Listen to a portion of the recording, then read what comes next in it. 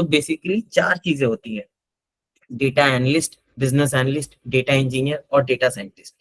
यही है मोटा मोटा समरी जो पूरे डेटा के साथ खेलते हुए आपको हमेशा मिलेंगे। अब इसी में नई नई चीजें निकल के आने लग गई हैं, एमएल इंजीनियर, डेवऑप्स इंजीनियर। तो सारी चीजें इन्हीं की सब ब्रांचेस हैं, बट मोस्टली जो ब्रांच है डेटा की वो इन चारों में डिवाइडेड है, data analyst, business analyst, data engineer और डेटा साइंटिस्ट।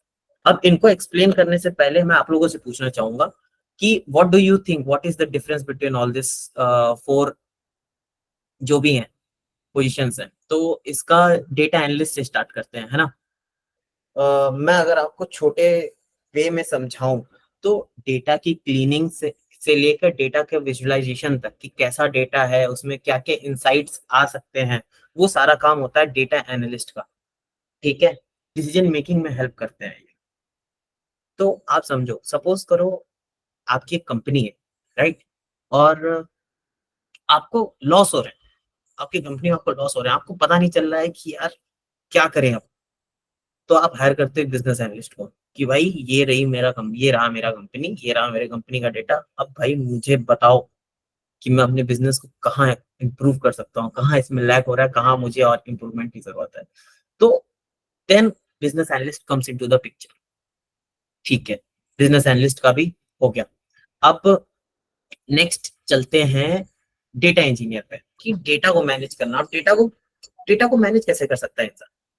तो इसका एग्जांपल मैं आपको देता हूँ। सपोज करो आपकी कंपनी तीन चार जगह से उसके डेटा आते हैं। कहीं गूगल शीट पे उसका डेटा स्टोर है, कहीं पे डेटाबेस में उसका डेटा स्टोर है, कहीं उसकी वेबसाइट से उसके डेटा आते हैं, गूगल एनालिटिक्स के थ्रू, बिग क्वेरी के थ्रू डेटा आता है। तीन चार सोर्सेज ऑफ इनपुट है आपके पास डेटा के।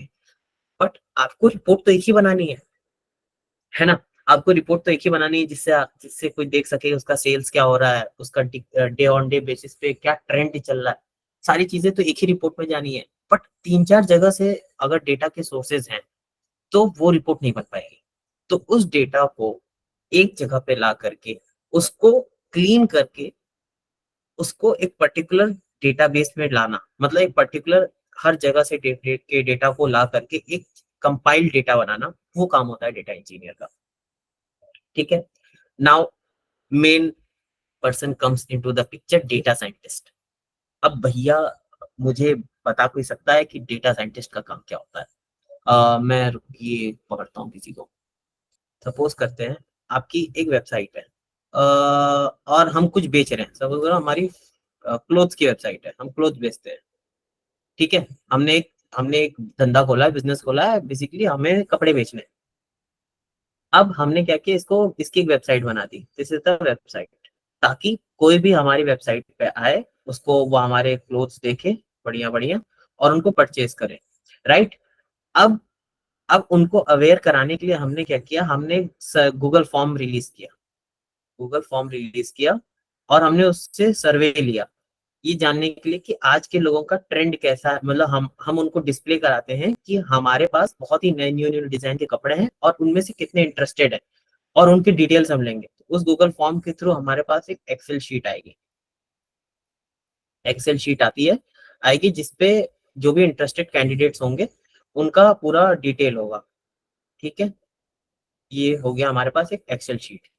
अब एक हमारे पास है डीबी में पहले का कुछ डेटा स्टोर, जो कभी ना कभी मेरे ऑफ जब छोटी सी दुकान थी तो कभी ना कभी उन्होंने मेरे शॉप से कपड़े लिए हुए हैं। तो उनका डेटा मैंने एक डीबी में स्टोर करा दिया, डेटाबेस में स्टोर करा दिया, और ये है मेरा एक्सेल। ठीक है, और एक तीसरा मेरे पास डेटा है, वो क्या है, अगर कोई भी वेबसाइट हम होस्ट करते हैं तो उसका उसको हम यूजुअली क्या करते हैं, किसी एनालिटिकल टूल के साथ मर्ज कर देते हैं, जिससे हमें उसकी डे ऑन डे पे हमें क्या दिखता है कि कितने पर्सन, कितने लोग, कितने यूजर्स डेली बेसिस पे हमारे वेबसाइट पे आ रहे हैं, उसमें से कितने ऐड टू कार्ट कर रहे हैं हमारी चीजों को, और बहुत सारी डिटेल्स मिलते हैं। तो उस एनालिटिकल टूल को लेट सपोज कर लेते हैं, गूगल एनालिटिक्स को हमने यूज किया है। गूगल एनालिटिक्स हमने लगा दिया यहाँ पे, GA4 टूल हमने यूज करके यहाँ पे लगा दिया, तो एक डेटा हमारा आ रहा है गूगल एनालिटिक्स का। तो अब हमारे पास कितने सोर्स हो गए, 3 सोर्सेज हो चुके हैं। पहला एक्सेल, दूसरा हमारे पास सोर्स हो गया डीबी का, और तीसरा हमारे पास सोर्स हो गया जीए का।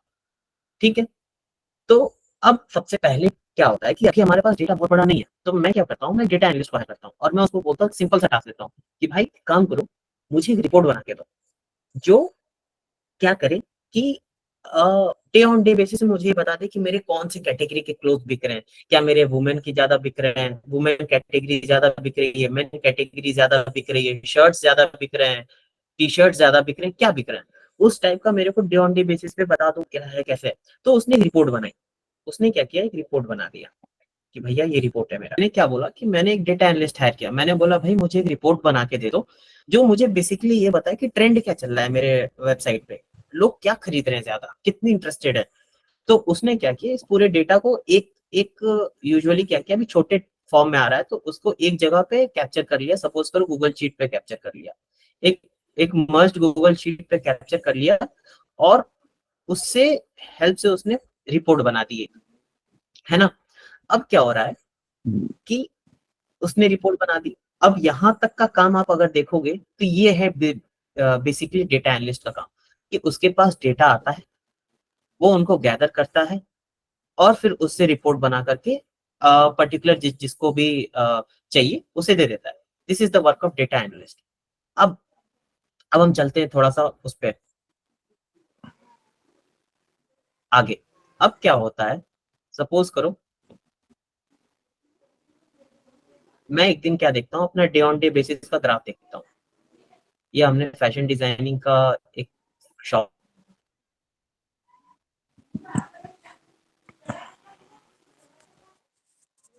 खोला हुआ है, डे ऑन डे बेसिस का ग्राफ देखता हूँ, वो डेली बढ़ ही रहा है, उसके सेल्स बढ़ ही रहे हैं।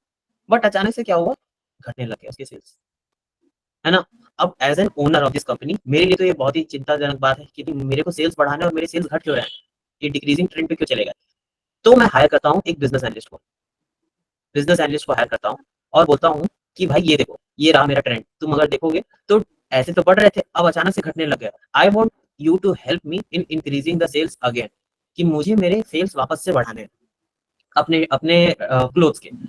तो वो क्या करता है, वो जाता है मार्केट में रिसर्च करता है, देखता है कि क्या कोई कंपटीशन नया आया है हमारा, क्या कोई हमारा नया कंपटीशन आया है, या जो जिस टाइप के क्लोथ्स हम बेचते हैं उसका ट्रेंड ही जा चुका है, टाइप्स ऑफ क्लोथ्स की जो भी हम बेच रहे हैं उनका ट्रेंड जा चुका है, या कहीं ऐसा तो नहीं कि मार्केट में कोई ऐसी चीज आई है जिसके वजह से लोगों का इंटरेस्ट शिफ्ट हो चुका है। तो इस तरीके की वो चीजें गैदर के बेसिस पे हमें कंक्लूसिव एविडेंस देता है, जो हम अपने बिजनेस में इम्प्लीमेंट करते हैं, और फिर उसके हेल्प से हम वापस अपनी सेल्स को बढ़ाते हैं, राइट। तो यहाँ पे ये है बिजनेस एनालिस्ट का काम, कि वो डेटा गैदर करेगा। डेटा बेसिकली यहाँ पे है ओवरऑल मार्केट का डेटा, अपने अपने उसका डेटा, कंपनी का डेटा, कि where we are lacking in the market, वो सारी चीजों को एनालिसिस करेगा। फिर उसके बाद वो हमें बताएगा कि where we can solve this problem of increasing our sales. तो ये वन ऑफ द प्रॉब्लम्स है जो बिजनेस एनालिस्ट सॉल्व करता है। ऐसे हजारों प्रॉब्लम्स होंगे जहां पे बिजनेस एनालिस्ट की जरूरत पड़ती है, राइट। अब सपोज करते हैं बिजनेस एनालिस्ट ने हमें एक अच्छा सोल्यूशन बता दिया जिसकी वजह से हमारा ट्रेंड वापस से बूस्ट कर गया, और बहुत ही अच्छे से बूस्ट कर रहा है। अब हमारा जो धंधा है वापस से चल गया है एक नंबर। अब क्या हो रहा है, जहां पे थोड़ा पीछे चले तो हमें पता है कि हमारा डेटा तीन जगह से आ रहा है, एक्सेल से, डीबी से और जीए से। अब अगर आप देखो तो अब हमारे पास, अब जैसे ही हमारा जब सेल्स इंक्रीज होगा ना, तो हमारे पास डेटा बढ़ना चालू होगा, डेटा भी इंक्रीज होगा हमारा, राइट। तो अब क्या है, मेरे पास एक एक्सेल शीट नहीं आएगी, मेरे पास होंगे मल्टीपल एक्सेल शीट्स होंगे। मेरे पास डीबी का स्ट्रेंथ, डीबी की कैपेसिटी बढ़ चुकी होगी, उसमें ज्यादा डेटा स्टोर हो रहा होगा जो भी हमारे वेबसाइट से परचेस कर रहे हैं। तीसरा, अब अगर हमारे वेबसाइट से ज्यादा लोग आ रहे हैं, ज्यादा यूजर्स उस पे अपनी ट्रैफिक को इंक्रीज कर रहे हैं, तो हमारा GA4 से जो डेटा आएगा वो भी बहुत बड़े लेवल पे आएगा, है ना। तो बेसिकली हुआ क्या है कि हमारे डेटा का साइज बढ़ चुका है ओवरऑल। तो अब क्या है, नाउ अब ये सिचुएशन ऐसी नहीं रह गई है कि नॉर्मली इसको गूगल शीट पे डाल करके इस रिपोर्ट को देखा जा सके। बट अगर अब मैं एज अ फाउंडर, कोई अगर नीचे कोई दूसरा बंदा मुझे आकर के ये तो बोलेगा नहीं कि सर ऐसा है कि अब हम इस पे नहीं देख सकते, अब हमें इस पे नहीं देख सकते, अब हमें दूसरे चीज पे मूव करना पड़ेगा। कोई फाउंडर को जाके नहीं तंग करता है। They have to manage all the things at their own level कि फाउंडर के पास कोई इफेक्ट ना पड़े और पीछे से सारी चीजें सॉर्टेड हो जाए। तो usually hire is a data engineer. अब एक डेटा इंजीनियर का काम क्या होता है? डेटा इंजीनियर क्या करेगा? इन तीनों को एक डेटा लेक पे लाएगा। इन सबके टूल्स होते हैं बेसिकली। इनका एक डेटा लेक बनाएगा, डेटा लेक बनाएगा, फिर इनकी क्लीनिंग करके इनको डेटा वेयर हाउस में डालेगा।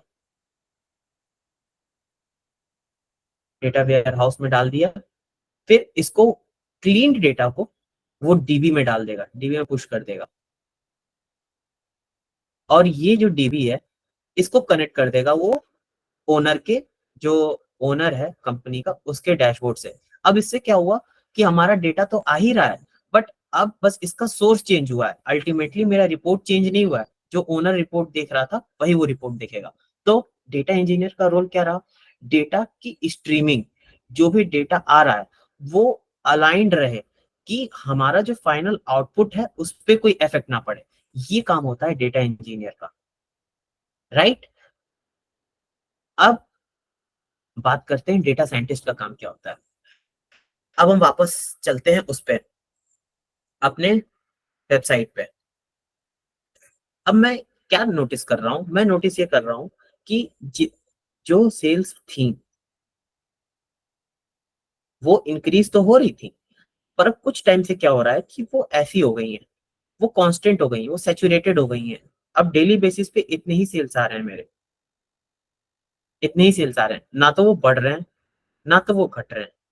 तो अब इस केस पे क्या यूजुअली लोग करते हैं? ऑप्टिमाइजेशन।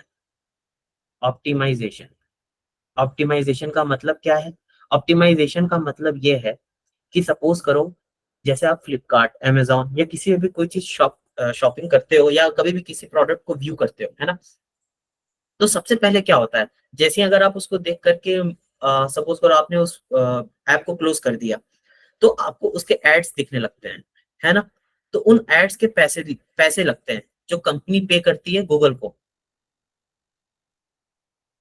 ये सारी चीजें होती हैं एक तरीके से कॉस्ट कंपनी का।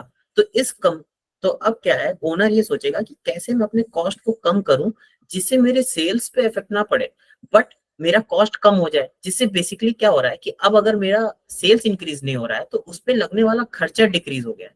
पहले अगर मेरा खर्चा इतना लग रहा था तो खर्चा हम डिक्रीज कर दिए हैं, तो बेसिकली हमारा प्रॉफिट तो फिर भी बढ़ रहा है, राइट? तो इस सिनेरियो में यूजुअली प्रेफर किया जाता है डेटा साइंटिस्ट। अब डेटा साइंटिस्ट यहाँ पे क्या हेल्प कर सकता है मेरी?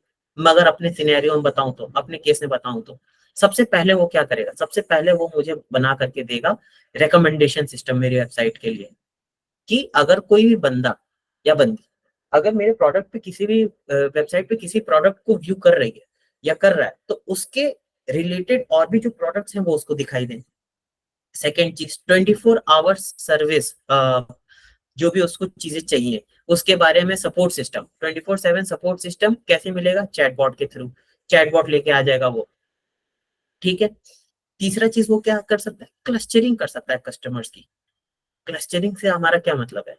क्लस्टरिंग से हमारा मतलब ये है कि हम अपने कस्टमर्स को 3 या 4 सेगमेंट में बांट बांट सकते हैं। Segment 1, segment 2, segment 3। ये सेगमेंट 1 होगा एलाइट कस्टमर, खरीदते हैं और बहुत हाई प्राइस पे करते हैं, बहुत ज्यादा प्राइसेस वाले प्रोडक्ट खरीदते हैं।